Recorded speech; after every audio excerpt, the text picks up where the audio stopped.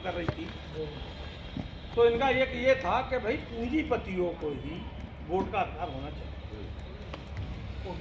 और जिसके पास जमीन होगी, पक्का मकान होगा, मोटरसाइकिल होगी, गाड़ी होगी, हसला होगा, वही वोट डाले, या ग्रेजुएट होगा, पढ़ा लिखा होगा। तो ये बात जब बाबा साहब के कानों में गई तो बाबा साहब बोले भाई मेरा समाज तो ना शिक्षित है, ना पैसे वाला है, ना जिम्मेदार है, ये तो बहुत काम खराब हो जाएगा। सब जनरल के लोग थे वो। तो फिर बाबा साहब ने लंदन जाके जब जो अंग्रेज थे उनसे अपनी बात रखी, बोले साहब ये तो बहुत गलत हो जाएगा, ये गांधी महात्मा गांधी जो टीम है ये तो दबे कुचले लोग हैं। बैठ जाओ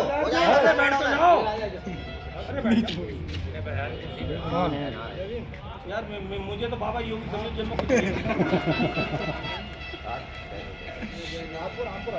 पियोगे क्या?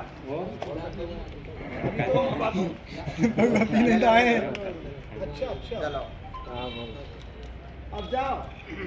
तो बाबा साहब एक ऐसे शख्सियत थे, पढ़े लिखे थे, उनसे ज़्यादा डिग्री हिंदुस्तान में किसी पे भी नहीं थी, हिंदुस्तान तो क्या पूरे वर्ल्ड में नहीं थी, और अभी नहीं है, और अभी भी नहीं है। तो मैंने आपसे पहले भी कहा था कि बाबा साहब ने मंच पे खड़े होकर कहा था कि मैंने उस रानी के पेट का ऑपरेशन कर दिया है। मैंने आपको समझाया नहीं था अरे ले आए वो बाकी दे दें कि राजा जो है वो रानी के पेट से पैदा नहीं होगा, वोटर बैटर बॉक्स से होगा, जिसका वोट ज़्यादा होगा उसका राजा होगा। तो वोट तो पूरे हिंदुस्तान क्या पूरे वर्ल्ड की बात कर रहा हूँ मैं कि वोट जो है वो गरीब और पिछड़ों का और दलितों का मार्केट में से ज़्यादा वोट किसी का ही नहीं। तो बड़ी चिंता का विषय है ये कि वोट हमारा और राज पता नहीं वोटिंग वाले समय में हमारे लोगों को पता नहीं सांप सूख जाता है कि पता नहीं क्या होता है हमारा। भेज दे जब वोट हमारा ज्यादा है तो मशीनों में वोट हमारे ज्यादा निकलना चाहिए नहीं निकलना चाहिए, मगर पता नहीं हमारे भाई कुछ चंद पैसों में चले जाते हैं कि दारू में चले जाते हैं कि उनके खौफ से वोट दे देते हैं। आज पर्दे का जो चुनाव है तो इसी तो लिए है कि भाई कहाँ बटन दबाया, कोई देख थोड़ी है, कोई देखता थोड़ी है।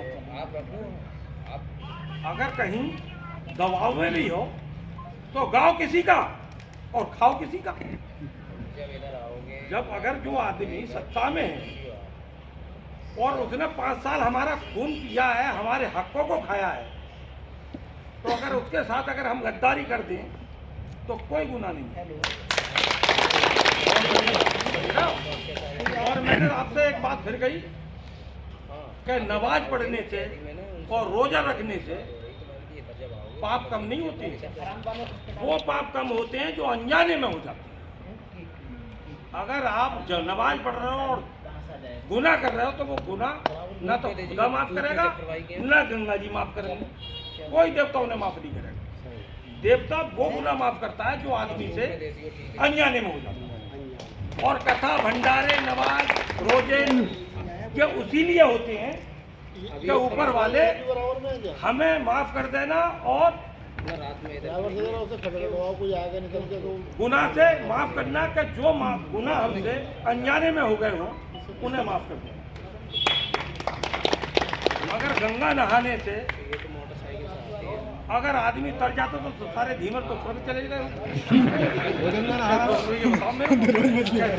24 घंटा गंगा में धीमर रहते क्यों भाई?